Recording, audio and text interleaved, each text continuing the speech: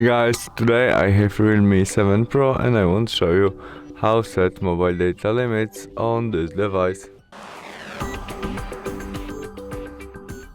Open settings application. In it, tap on SIM card and mobile data, and there we must turn on our mobile data, where we open on data usage and there mobile data limit, and we can set it. First step, we can set how many days we want in our size.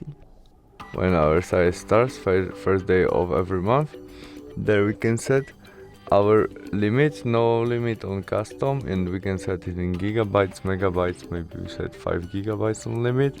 Our daily and monthly data limit, we can also tap on custom and set it for maybe 8 gigabyte. And that's all, we have it. Thanks for watching, see you soon, bye.